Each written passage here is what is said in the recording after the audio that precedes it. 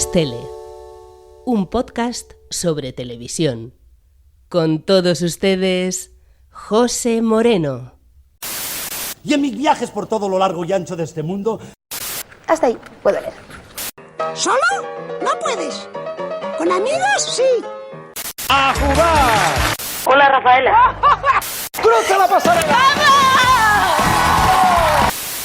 Hola, ¿qué tal? Buenas noches, buenas tardes, buenos días, sea cuando me estés escuchando, bienvenida, bienvenido a Todo es Tele, un podcast que ya navega en su segunda temporada surcando el mar de la televisión. Hoy con rumbo al pasado, a los años 80, a un momento mágico de nuestra televisión. Una gran alineación de los astros que permitió una creación única e irrepetible. Y es que hoy os traigo un episodio que hace mucho tiempo que tenía en el tintero y que me hace mucha ilusión explicaros, porque habla de una persona y de un espacio que, sin exagerar, se pueden considerar fundamentales en la historia de la televisión en España, porque muchas veces se nos llena la boca con tal o cual cosa y la catalogamos de histórica y de muy importante. A mí también me pasa, pero si la ponemos en perspectiva, pues bueno, vemos que quizás no es para tanto, pero lo de hoy sí que es para tanto, porque tanto el programa como su creadora son únicos. No ha habido otros como ellos y lamentablemente no creo que con los tiempos que corren los haya en un futuro próximo. Hoy nos fijamos en eso que brilla encima de la camilla y que sin pilas ni enchufes a la vez puedes ver cualquier videocassette.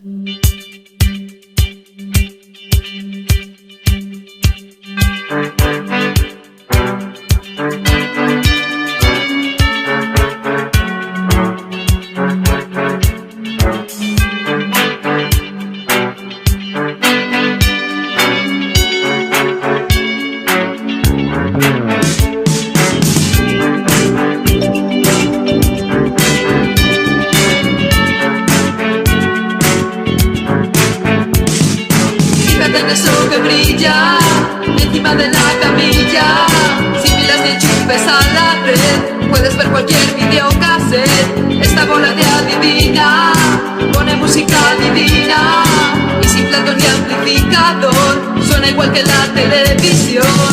Como ya habréis adivinado, hoy os hablo de Lolo Rico y de su gran creación, La Bola de Cristal.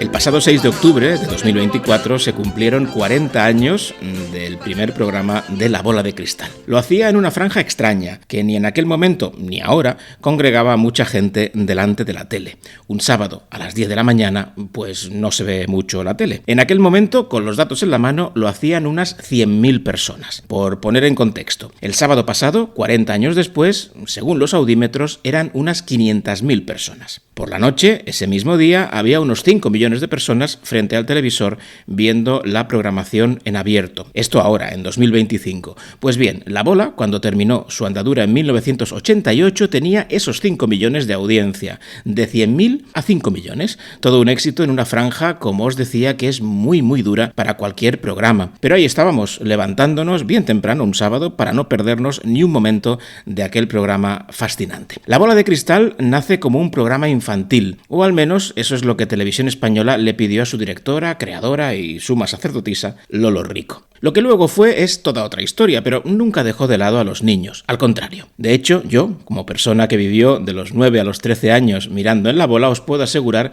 que efectivamente me sentí interpelado por el programa y que muchas de las semillas que se esparcieron acabaron germinando en mí. No voy a exagerar, La Bola de Cristal no me hizo pensar lo que pienso o hacer lo que hago, pero creo que dejó en mí una serie de ideas que, vistas en perspectiva, le tengo que agradecer. Y hoy lo hago con este episodio. Gracias, Lolo. Tienes 15 segundos para imaginar.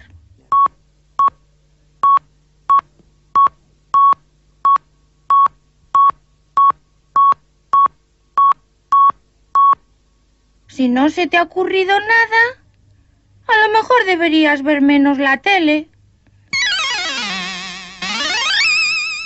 Pero aún no vamos a entrar en La Bola. Antes os quiero hablar de la persona que estuvo detrás de ese proyecto, de Lolo Rico. Ya os lo comenté cuando os hablé de Valerio Lazarov la temporada pasada. Si nos ponemos a repasar los nombres de los grandes realizadores y directores de la tele en España, pues vemos que hay pocas mujeres detrás de la cámara. Si eliminamos a las necesarias presentadoras, el resto son todo hombres.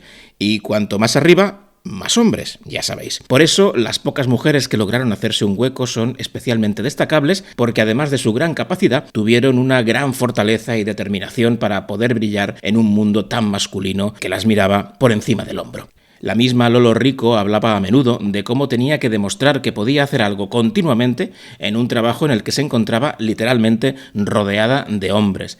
Y lo logró. ¿Y de qué manera? Abriendo camino y demostrando que no solo podía, sino que podía mucho. María Dolores Rico Oliver, que así se llamaba, nació en Madrid en 1935, pero la Guerra Civil hizo que su familia se trasladase a San Sebastián, donde vivió y donde murió, y de donde se consideraba. La suya era una familia culta, su padre era abogado y disponía de una gran biblioteca. Lolo, ya de pequeña, se sintió fascinada por los libros e incluso explica que, como muchas veces no tenía a nadie que le leyese, entraba en la sala de espera del despacho de su padre y hacía que las personas que allí esperaban le leyeran en voz alta. Cuando su padre se enteró que molestaba a los clientes, pues le prohibió aquello. Así que la pequeña Lolo se las apañó para aprender a leer ella sola y lo logró, y devoró todos los libros que tenía. Así que tuvo que buscar nuevos horizontes y su padre le dio permiso para que leyese lo que quisiera de su gran biblioteca, pero con una advertencia que Lolo Rico siempre recordaba.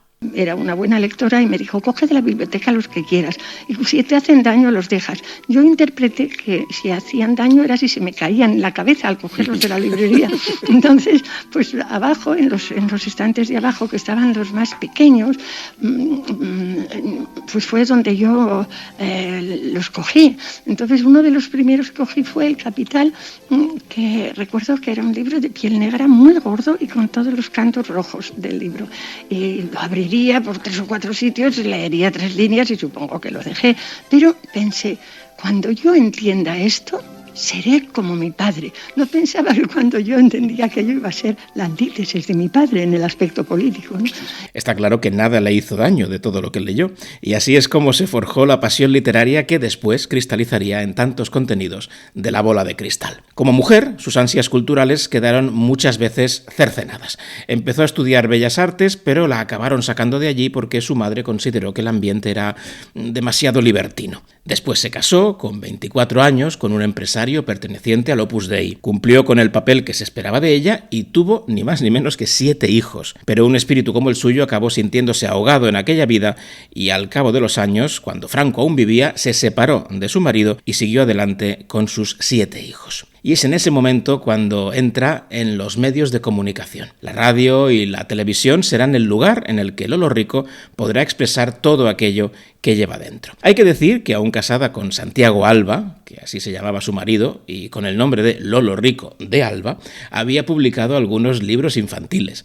Cuenta que era lo que se le permitía, puesto que su marido nunca hubiese dado el visto bueno a que escribiese y publicase novelas para un público adulto. A través de ese mundo infantil tendrá su primer contacto con la televisión por pura casualidad. A finales de los 50 vivía en el Paseo de La Habana, muy cerca de los primeros estudios de televisión española, así que veía a los presentadores y a los técnicos entrar y salir y charlar de lo que estaban haciendo en aquella tele pionera. Así que pensó, ¿y por qué yo no puedo?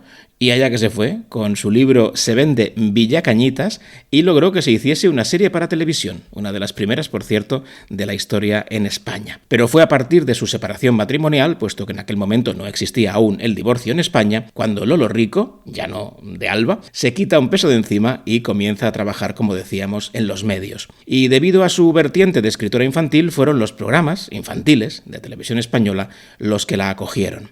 A partir de 1971 fue guionista de La Casa del Reloj, que era una adaptación del espacio Play School de la BBC. Y desde 1974 hizo lo propio en Un globo, 2 globos, 3 globos, con la recordada María Luisa Seco, y que era un programa contenedor en el que podíamos ver, por ejemplo, algunos capítulos de Barrio Sésamo, pero que también tenía producción propia, que contaba con guiones de Lolo Rico. Pero curiosamente no fue en la tele, sino en la radio, cuando tuvo la primera ocasión de ponerse al timón de un programa. Y que una mujer fuese la directora era muy extraño en aquel momento. Fue en el programa infantil Dola Dola tira la bola, un espacio diario que fue todo un éxito y que incluso ganó el premio Ondas. Nos explicaba las aventuras de Dola y de sus amigos, entre los que destacó el ratón Ratufo, que se hizo bastante popular. El éxito de Dola Dola tira la bola hizo que Lolo Rico recibiese el primer encargo en televisión. Se convirtió en la primera primera mujer que dirigía un programa infantil, y casi un programa en general, en televisión española. Y ahí llegó, volando...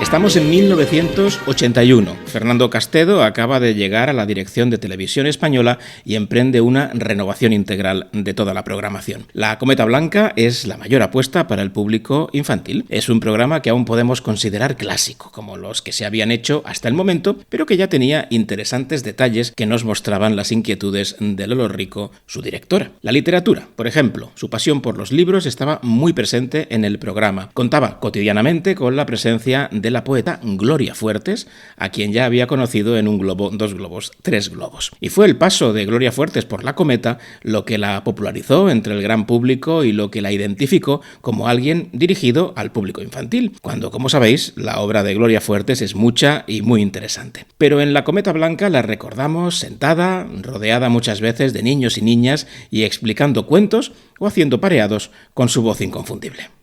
Es un cohete juguete que me va a llevar a la luna en un periquete. ¿Qué es un periquete? Un periquete es un momento.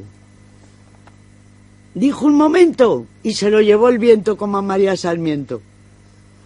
El gato Garabato, en su cohete barato, surca el espacio despacio. El gato Garabato aluniza despacio en el espacio. El gato Garabato no encuentra nada en la luna. Un volcán que no funciona y ni una sola persona. El programa también incorporaba producto internacional, como por ejemplo las aventuras del oso Paddington, recuperado para los niños y niñas de hoy a través del cine. Y es que, como demostró en La Bola, Lolo Rico tenía un gusto exquisito escogiendo los contenidos comprados a otras teles y que incorporaba a sus programas. Pero en contenido propio destacaban, por ejemplo, las aventuras del mago Florindo, que interpretaba a Alfonso Vallejo, quien más adelante se metería dentro de Don Pimpón, o algunos monólogos, como este, en el que la publicidad, no sale muy bien parada y que demuestra ya una cierta intención por parte de Lolo Rico. Ahora os vamos a contar un cuento. Al escritor del mismo, al autor, le hemos pagado con parte del dinero de un anuncio de jabón. Había una vez un niño muy pequeño. Tan pequeño que un día que sus padres lo habían dejado solo en casa... Con el jabón de la vecina no podía conseguir la espuma que yo quería. Ahora con este jabón tengo toda la que quiero. Y además la ropa. Deja la ropa limpísima y con una espuma... ¡Espuma! ¡Espuma! Y así fue como el niño consiguió sus propósitos. Y pudo así reunirse con sus compañeros. También teníamos actuaciones musicales, con la presencia recurrente de Rosa León y, evidentemente, el paso de los cantantes infantiles del momento, pues Parchís, Regaliz, Nins, Enrique Llana, todos pasaron por La Cometa Blanca. Un programa muy interesante, muy bien hecho, que además fue cantera para el barrio Sésamo de Espinete, que estaba a punto de aparecer y que se truncó después de solo 2 temporadas al llegar un nuevo director a Televisión Española, José María Calviño. Pero de rebote, aquello fue perfecto para el nacimiento de la gran creación de Lolo. Este no lee, este sí lee, este tampoco lee, este sí que lee, este tampoco lee, esta sí que lee. Si no quieres ser como estos, lee. Explicaba a Lolo Rico que tenía una bisabuela que era ciega y que convenció a su padre para que le regalaran una radio y así la mujer se distrajera, pero que cuando la pobre empezó a escuchar voces que salían de la nada, exclamó que aquello era cosa de brujas y no quiso saber nada más del invento. Pero a la pequeña Lolo aquel momento se le quedó en la mente de tal manera que volvió a recordarlo cuando le encargaron la creación de un programa para niños. Brujas dentro de un aparato, que podía ser la radio o la televisión, y así nació la idea de la bola de cristal. Pero antes de entrar en el programa es importante, para entender bien qué significó, que nos situemos en el momento histórico que vivía tanto España como Televisión Española. Estamos en 1984, hace 2 años que el Partido Socialista está en el poder con una mayoría absolutísima y con Felipe González de presidente. En Televisión Española han desembarcado José María Calviño, como os dije antes, que era un destacado guerrista, es decir, perteneciente al sector del partido liderado por Alfonso Guerra. En aquel momento, para resumir y simplificando mucho, podemos decir que Alfonso Guerra era la izquierda del PSOE. Por lo tanto, aquella dirección de la cadena pública era más abierta a probar cosas nuevas y a romper con los modelos tradicionales de televisión. Todo ello cogido con pinzas, ya sabéis, puesto que el país estaba aún aprendiendo esto de la democracia. La dictadura aún estaba muy cerca y había habido un golpe de Estado solo un par de años atrás. Pero las cosas estaban cambiando, desde luego, y uno de los elementos más visibles de ese cambio es lo que se llamó la movida madrileña, un fenómeno contracultural de la primera mitad de la década de los 80 y que, para quien me escuche fuera de España o sea muy joven, fue como una especie de reacción de la juventud del momento en forma de música y también de estética. Llegaron a España ritmos como el del punk y aparecieron jóvenes que lucían crestas de colores o atuendos de fantasía. Coincide también con el momento en el que se despenaliza la homosexualidad y se generaliza el uso de anticonceptivos o el consumo de drogas. Un momento de cambio en que las calles de Madrid se llenan de jóvenes que ya no siguen los patrones de antaño y que en la música y los medios también se refleja. Hablo de movida madrileña, aunque sé que la hubo en otros lugares de España, por supuesto. En Vigo o en Valencia, sin ir más lejos, fue muy potente. Pero en el caso de la bola de cristal nos tenemos que centrar especialmente en la de Madrid.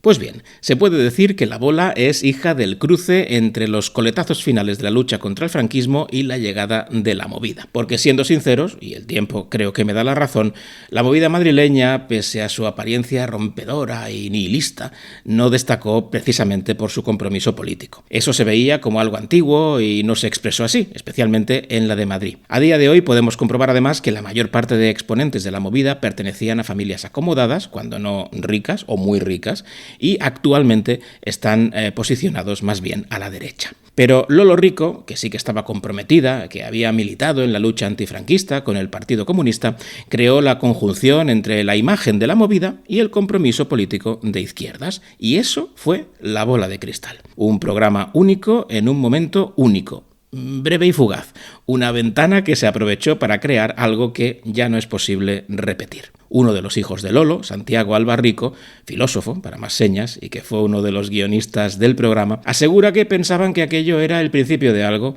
que comenzaría por los programas infantiles y acabaría cambiándolo todo en la televisión. Pero, en cambio, no fue un inicio, sino un final. Por eso es muy importante destacar a la bola como lo que es, una rareza en la historia de nuestra televisión.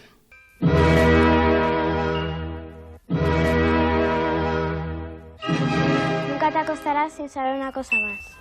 Como os dije al principio del episodio, la bola ocupó un espacio inhóspito de la televisión. Los sábados por la mañana no los quería nadie, pero eso acabó yendo en beneficio del programa porque le dio una libertad que no hubiese tenido en un horario más tradicional, como las tardes entre semana. Además era un programa largo, primero de 1 hora y media y después de 2 horas. Eso llevaba de cabeza a Lolo Rico, porque llenar el tiempo en la televisión era costoso, en lo humano y en lo económico. El concepto de programas actuales, con tertulias larguísimas que no van a ningún sitio y que nunca se acaban, no se consideraba aún, y hacer televisión implicaba llenar cada minuto de contenido real. Así que Lolo y su equipo tuvieron la idea de dividir el programa en bloques de media hora, cada uno con su idiosincrasia y dirigido, en principio, a un público de edad creciente a medida que avanzaba el programa y el reloj. Una pequeña advertencia. Os voy a hablar fundamentalmente de lo que Lolo Rico consideraba el programa ya consolidado. Ella creía que los primeros 24 capítulos fueron pruebas.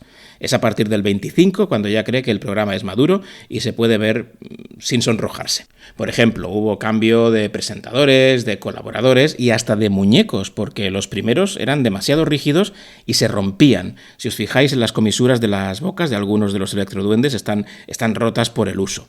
Más adelante se hicieron otros gracias a la ayuda de expertos de la BBC. Pues eso, que quede claro de qué momento de la bola de cristal estoy hablando. Bien, la primera parte de la bola era la de los electroduendes y era la que teóricamente iba dirigida a los más pequeños, al menos en cuanto a la imagen, porque eran marionetas, pero con contenidos que a los niños les pasaban desapercibidos. Es de hecho el momento del programa en que la ideología de sus autores queda más descarnadamente expuesta, porque La bola de cristal era un programa marxista. No lo digo yo, lo decía Lolo Rico. Y así era. Su equipo era fundamentalmente marxista, antifascista, ecologista y antiimperialista. Y los electroduendes, pues también. Bueno, al menos Maese Cámara, Maese Sonoro, el Hada Vídeo y la Bruja Truca.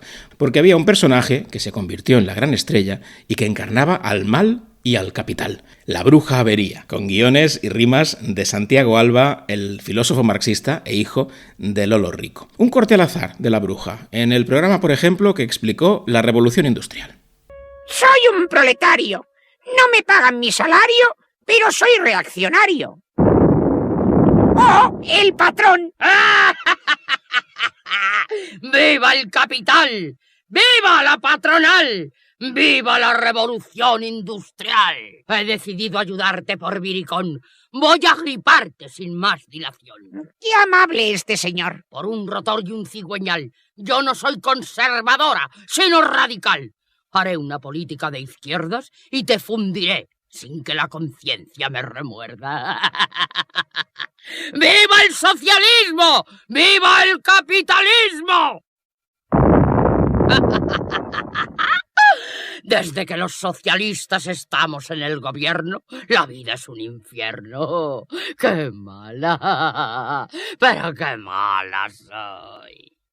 Pues eso, viva el mal, viva el capital, era su grito de guerra. Y ya veis que los socialistas en el gobierno pues no tenían que estar muy contentos. La función de la Bruja Avería era la de jorobar al resto de los electroduendes, que eran como la clase obrera de aquellas historias. Fue, por ejemplo, presidenta de la República Electrovoltaica de Tetrodia o de la Caja de Ahogos y Tensiones. En esas aventuras llegó a aparecer hasta un muñeco de Ronald Reagan, que parecía muy amigo de la Bruja Avería. Y es que, como os imaginaréis, en aquellos años en los que España debatió su permanencia en la OTAN, la bola de cristal no era muy partidaria de lo que significaba. Pero más allá de las historias con carga política, los electroduendes también bailaban y cantaban, algo que nos encantaba a los más pequeños. Si algún día pones la tele y la gente sale al revés, tan solo hay que darle la vuelta a la silla y verás que bien ves. Y de pronto la aspiradora te revela y te aspira un pie. Échale coraje e intenta un placaje o te hace puré. Nosotros somos los electroduendes, millares a tu alrededor. Gozamos de muy buen humor. Electro, joróbate. Después de los electroduendes llegaba el librovisor. Aquí es cuando aparecía Alaska, la gran estrella de la movida y que entró en el mainstream, en el lado popular, gracias a la bola de cristal. Alaska ejercía como una especie de presentadora y era además el alter ego de la Bruja Truca, la que decía aquello de... Lo mío es el cine. Pues bien, Alaska presentaba una serie de sketches en los que se hablaba de grandes momentos de la literatura universal. La acompañaban dos grandes actores y humoristas, Pedro Reyes y Pablo Carbonell, a los que más adelante se le sumó Anabel Alonso. Vaya cuarteto. Y la cosa era muy loca y muy divertida. Además de hablarnos de libros de los que quizás supimos por primera vez a través de la bola de cristal. Por ejemplo, escuchemos a Pablo Carbonell haciendo de Hércules y a Pedro Reyes de Amazona ante la mirada un tanto perpleja siempre de Alaska, la narradora, porque digamos que Pedro y Pablo improvisaban bastante. Las mujeres guerreras, las amazonas, conocen multitud de leyendas griegas. Por ejemplo, la de Hércules, donde tuvo que luchar contra su reina Hipólita para arrebatarle el cinturón. Cuando va a hacer joder de dejarme su peón, que no veas el ridículo que estoy haciendo que está ganado. Hablando.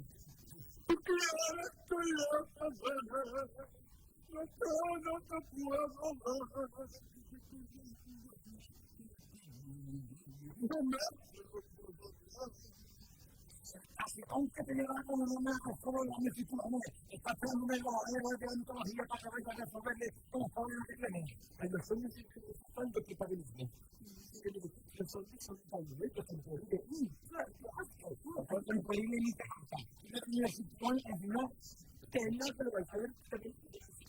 Después del librovisor llegaba la tercera parte del programa, que era la banda magnética. Esto era como un contenedor. Aquí es cuando veíamos algunas series de antaño que Lolo Rico había seleccionado con mucha atención. Básicamente La Pandilla y La Familia Monster, dos series en blanco y negro y que ya entonces tenían 30 y 20 años, pero que disfrutamos pues como si acabasen de ser rodadas. Después de eso, finalmente, la cuarta parte del programa se llamaba así, La Cuarta Parte. Era para un público juvenil y estaba presentada por uno de los personajes únicos en el show business español, Javier Gurruchaga, el cuarto hombre. La idea era un poco de videoarte. Cada semana se escogía un tema y se hablaba de él a través de imágenes y textos. Pero enseguida la figura de Javier Gurruchaga se hizo más grande y comenzó a interpretar a diferentes miembros de su propia y loca familia. Buenas noches, señoras y señores. Soy Gregorio Gurruchaga, el padre de Javier. Y no tengo ninguna ilusión en asistir a la cena que ha organizado mi mujer Cayetana. No me hace ni pizca de gracia tener que soportar no solo a mi familia, sino a un montón de gorrones que van a acudir hoy a esta última cena. No me hace ilusión. Estoy mucho mejor aquí con mis monstruos. Además es que como no tengo ilusión, no me he lavado desde el mes de mayo. ¿Para qué? No necesito. Y aquí es cuando Lolo Rico en persona aparecía en pantalla, acompañada siempre de su patito, un pato auténtico, de carne y hueso, pues a veces hacía monólogos, hablándonos de temas diversos, o entrevistaba a personajes de lo más variado, a los que muchas veces ponía entre la espada y la pared. Mira, Patito, este señor se llama Pedro J. Ramírez y dirige un diario, Diario 16. Mi Patito quiere ser un triunfador. Bueno, quiere ser famoso, él sabe que no es imprescindible valer demasiado.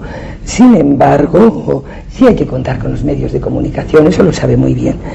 Ayúdame a educarlo, explícale qué tiene que hacer cuando la humanidad sea palmípeda y todos hagamos cuac para ganarse el favor de la prensa.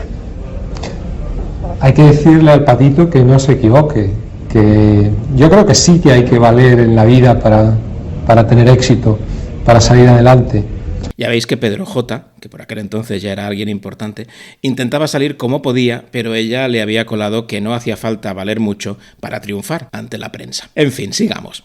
En cualquiera de los 4 espacios, como recurso habitual, aparecían cantantes y grupos de la movida. Podían ser temas creados para el programa y que solían ir a cargo de Alaska o de Santiago Auserón, como el mítico No se ría. Y que nadie se ría, que aquí está la bruja avería.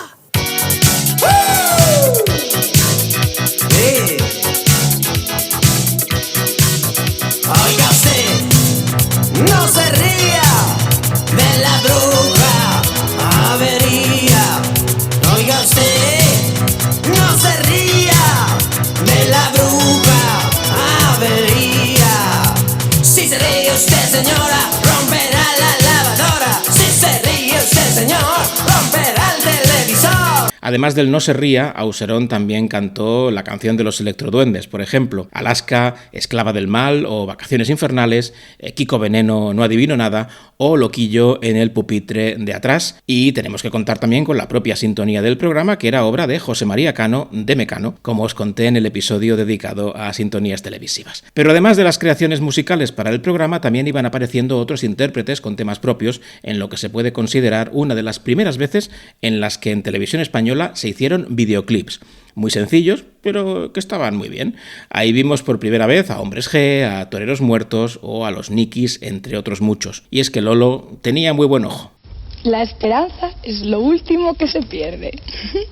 Y por en medio, estos spots que hemos ido escuchando, con los que Lolo Rico volvía a criticar al que creía uno de los grandes males del mundo, la publicidad. Ella escogió convertir esos cortes publicitarios en algo que aportase. Y aquí, una vez más, vemos la ideología del programa Sacar la nariz, porque Marx nos explicaba en El Capital que los propietarios de los medios de producción eran pocos, pero poderosos, mientras que la clase obrera estaba formada por muchos individuos, pero sin poder. Excepto si se unían. Si colaboraban, podían acabar por derrotar y lograr sus derechos ante los poderosos. ¿Os suena? Solo no puedes. Con amigos, sí. Pues eso, que solo no puedes, con amigos sí. No se daba puntada sin hilo en este programa. Y la mayor sorpresa para todos fue que este producto extraño, casi surrealista, ideologizado, complejo y muy culto, fue todo un éxito, porque llegó a los más pequeños, pero también a sus padres, que entendían aquello que los niños y niñas pues no pillaban. La Bola de Cristal, de hecho, hizo lo mismo que Disney, trabajar a diferentes niveles para que sus creaciones gustasen en algo a todas las edades posibles. Y hacerlo, sobre todo, tratando a los niños como adultos, sin pensar que son tontos. Ella misma lo explicaba así en el documental La mirada no inventada. La infancia mantenida a perpetuidad es una perversión. Yo tenía muy claro una cosa. Los niños se les habla como si fueran sordos. Hola, pequeñito, mira, vamos a enseñarte. No, a los niños hay que enseñarles como personas mayores. A los niños no les gustan los programas para niños porque están mal hechos.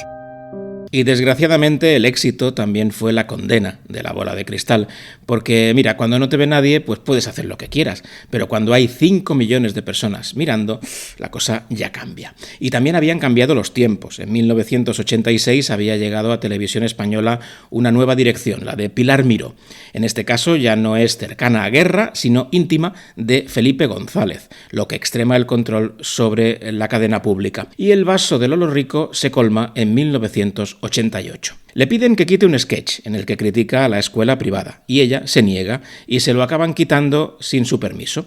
Inmediatamente presenta su dimisión y acaba la temporada del programa como puede, y La Bola de Cristal, que se había convertido en un programa, ya lo veis, muy molesto, finalizaba su viaje abruptamente. A Lolo Rico le prometieron nuevos trabajos y proyectos, pero todo acabó frustrándose o ni siquiera arrancando. Estuvo, por ejemplo, preparando la versión española de los Spitting Image, lo que luego fue Los Muñegotes o las Noticias del Guiñol, y que se iba a llamar Los Pepones. Pero los políticos vieron que Lolo Rico era demasiado independiente para dejar un espacio de sátira política en sus manos y nunca llegó a ver la luz. En 1991, con Ramón Colom, llegó a ser directora de programas infantiles y juveniles de Televisión Española, cargo en el que aguantó ni más ni menos que 6 meses. Y Lolo Rico acabó dejando la televisión, harta de no poder hacer lo que quería con libertad, y lamentablemente nunca volvió. En los años siguientes se volcó en la escritura y criticó duramente la televisión que se hacía en España. Para ella, la incultura era lo único imperdonable en una persona y la tele no se fue volviendo precisamente más culta. Nos dejó en 2019.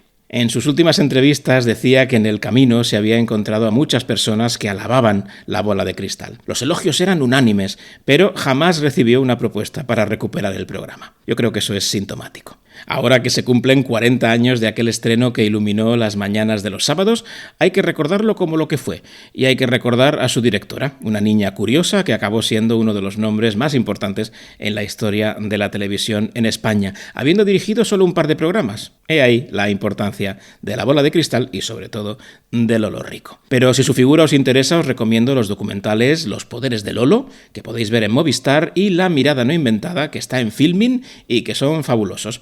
O las propias memorias de la realizadora, si las encontráis, que se llaman ¿Cómo es posible que el tiempo pase tan deprisa y yo no me dé ni cuenta? Un muy buen título. Y si os interesa todo este ya sabéis, activad la campanita o lo que tenga vuestra plataforma de podcast para que os avise de nuevos episodios. Ahora, por cierto, me puedes encontrar también en YouTube, que Google Podcast ha pasado ya a mejor vida. Y también estoy en Instagram con su contenido extra y un poco de vídeos en @todoestele. Y si has llegado hasta aquí, muchas gracias. Nos escuchamos en el próximo. Si es de estreno, ya lo sabes, martes sí, martes no. Y me despido con un último consejo. Hasta pronto. Porque no olvides que lo más divertido es desenseñar o desaprender cómo se deshacen las cosas.